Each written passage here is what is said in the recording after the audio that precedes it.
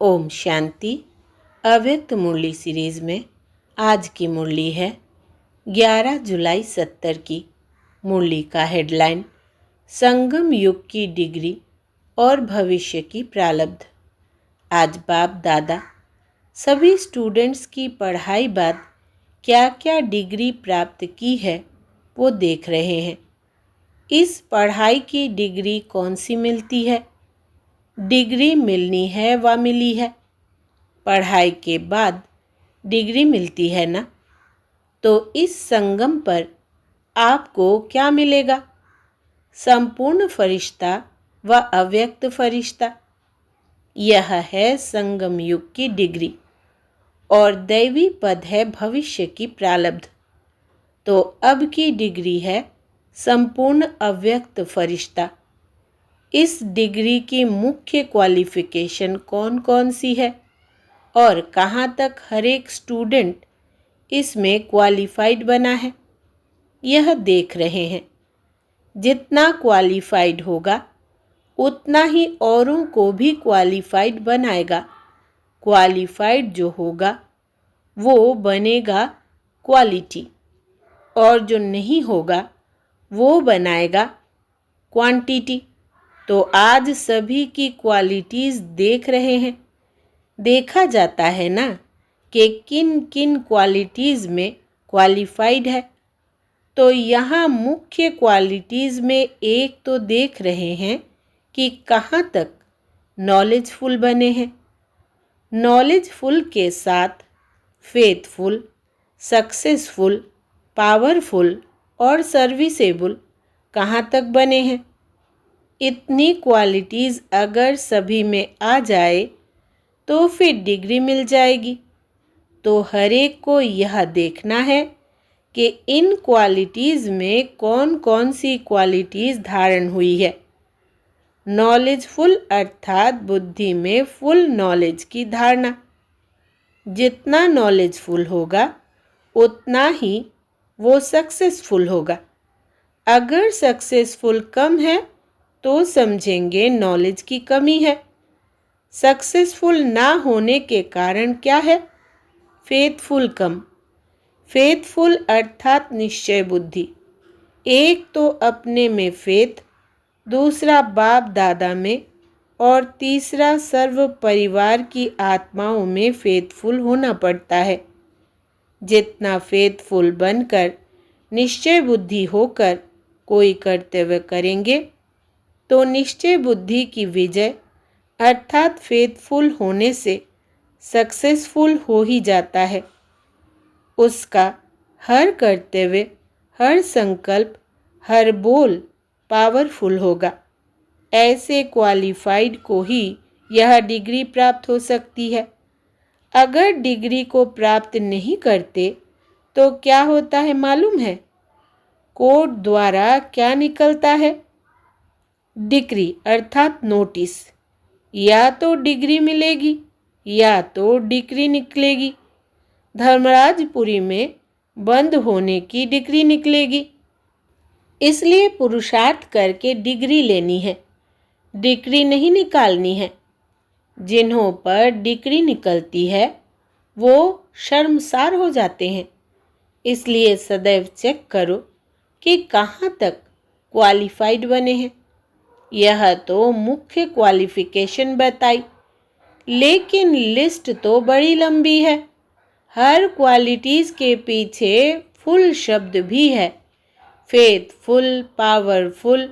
तो इस रीति से सभी गुणों में फुल है तब डिग्री मिलेगी।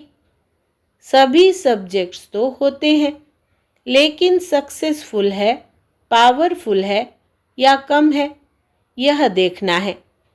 जो इन सर्व गुणों में फुल होगा उनको ही संपूर्ण अव्यक्त फरिश्ते की डिग्री मिलती है। सभी ने यही लक्ष्य रखा है ना। अभी वर्तमान समय कौन सा है? अभी है बहुत नाजुक समय। अभी नाज से चलने का समय नहीं है। वो नाज बचपन के थे। अगर नाजुक समय में भी कोई नाजों से चलेंगे तो रिजल्ट में नुकसान ही होगा। इसलिए अभी संहारी मूर्त बनना है, विकराल रूपधारी बनना है। तो अब दिन प्रतिदिन नाजुक समय होने के कारण संहार मूर्त बनना है। संहार भी किसका? अपने संस्कारों का, अपने विकर्मों पर। और विकर्मी आत्माएं जो इस समय है उन्हों के ऊपर अब विकराल रूप धारण कर 1 सेकेंड में भस्म करने का है।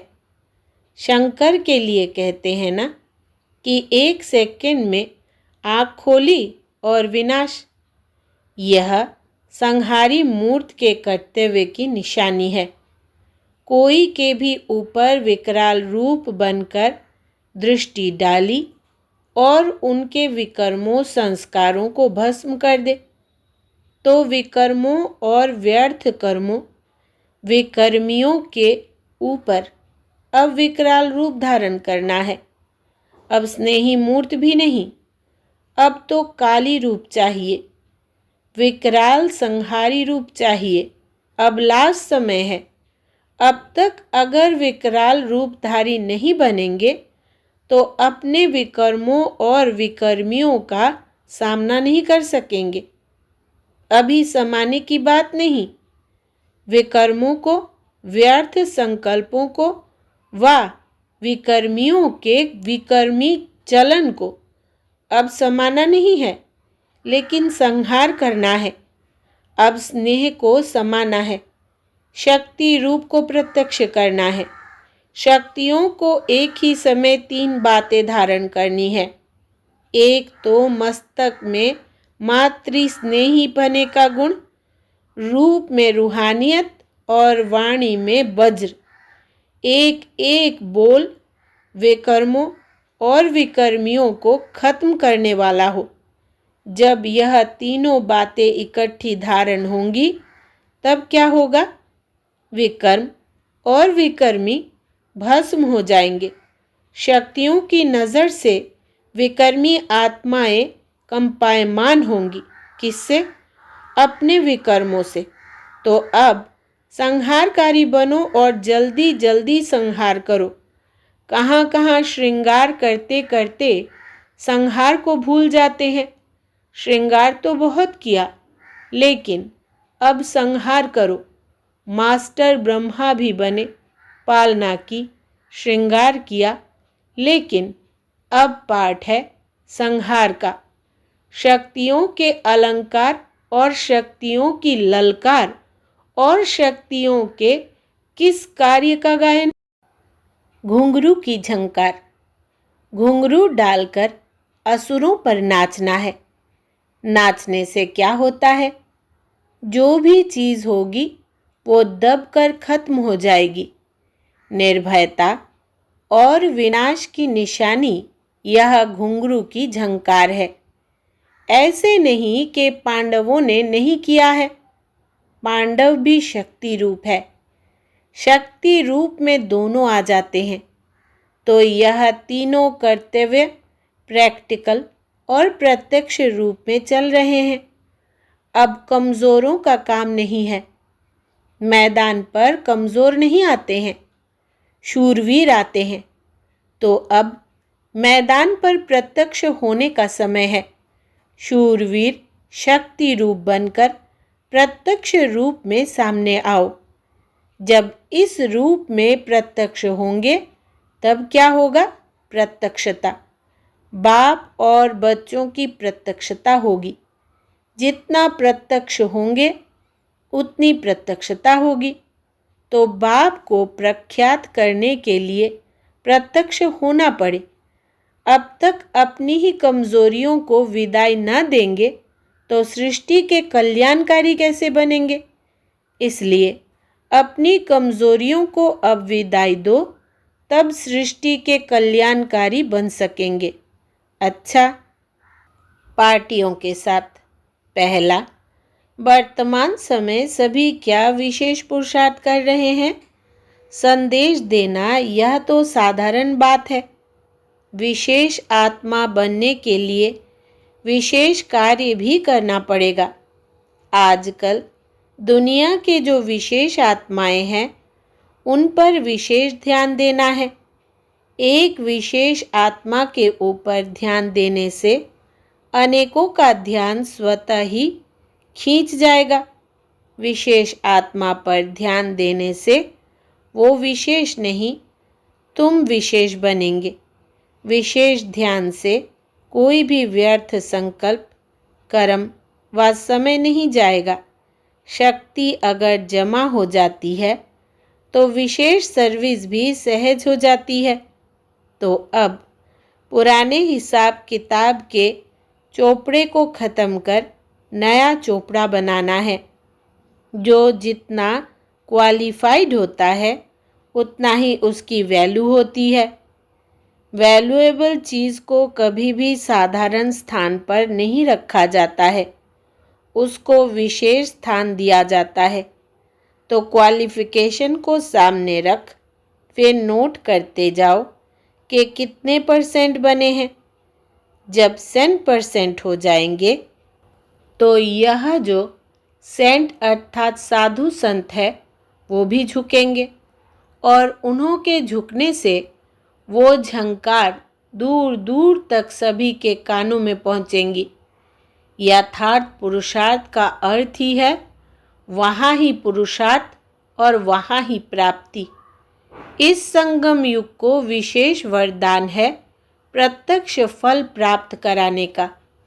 फल भी ऐसा है जो पुरुषार्थ कम प्रारब्ध जास्ती।